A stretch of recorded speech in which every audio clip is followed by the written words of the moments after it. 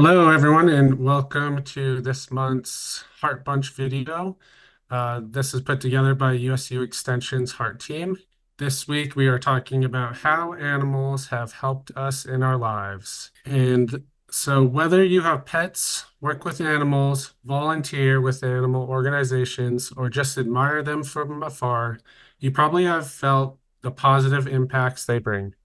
Research shows that being around animals, whether pets or otherwise, has been shown to decrease cortisol, which is a stress hormone, and it also reduces blood pressure, reduces feelings of loneliness and anxiety, improves physical fitness and structure, and provides a sense of purpose.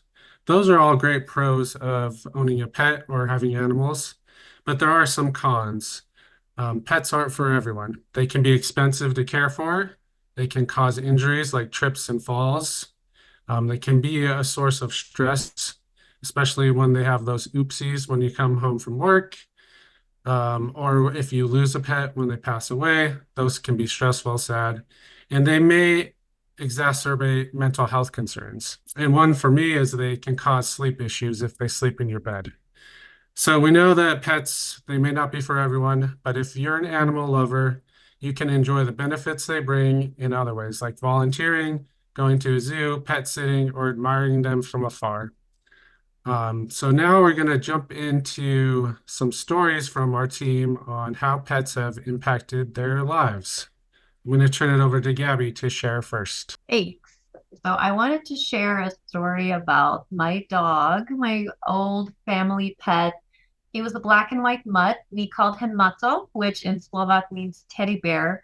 And he had a pretty rough past. And I think that caused him to be scared of just about everything. So, like thunder, children, water, being alone, you kind of get the idea.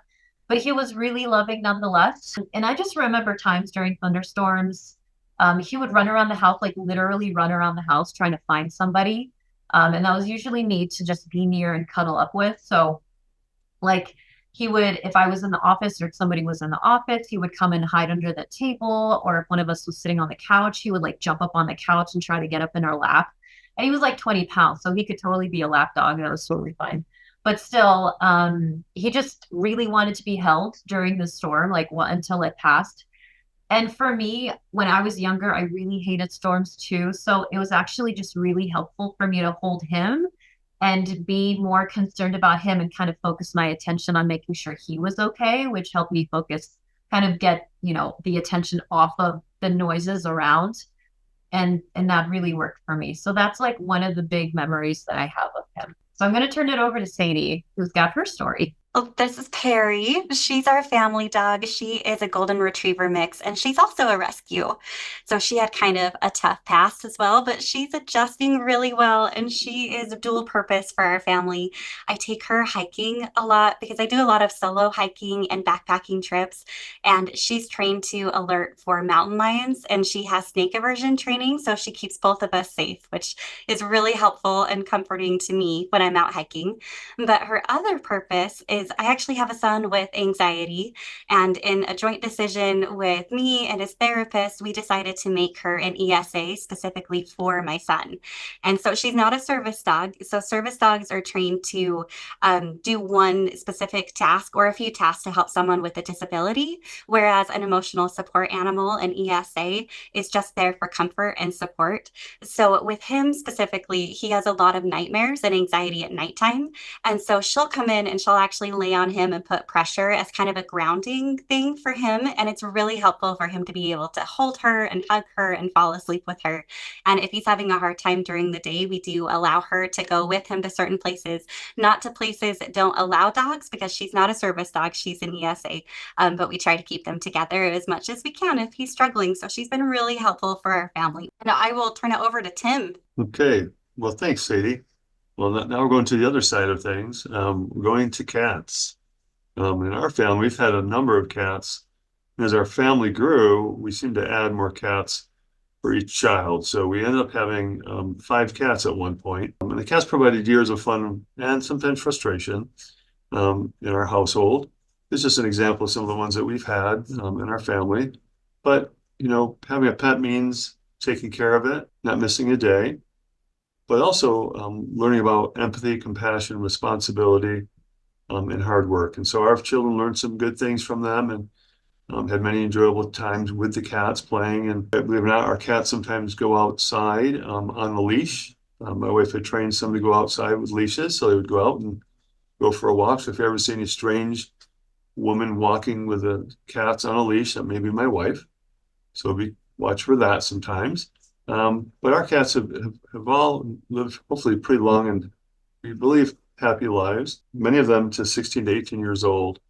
We currently have one that's in the center down here, one that's again kind of a rescue, short hair, called, his name's Charlie.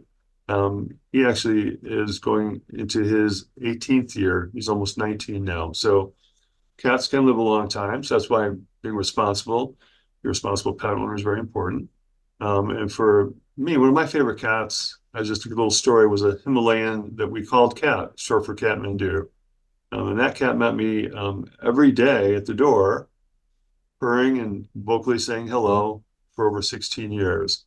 And so I knew that Cat would be there and provide stress reduction to me after a long and challenging day. So it was always fun to have her always there, not even expecting her to be there, but always there. Because cats are often unpredictable. She did an amazing job. And so I think that that's something that we also have with pets, whether it's for a service animal, emotional support animal, something that we have just to care about and care for, to learn hopefully some good things for a lifetime. I think that's very important for us to think that there's benefits to having pets. Working hard is important, but learning to do that with a pet would make it a little bit easier. So that kind of comes to the end of our story for today. We thank you for watching this video talking about pets and some of the benefits of the pets that we have and have had in the past. And we hope that you can look for more information. Our social media information is included. We want you to, if you're interested in more content, please contact us as part of USU Extension. And we're called the Heart Team or Heart Initiative. And we're so grateful to have you do this, and we hope you have a great day.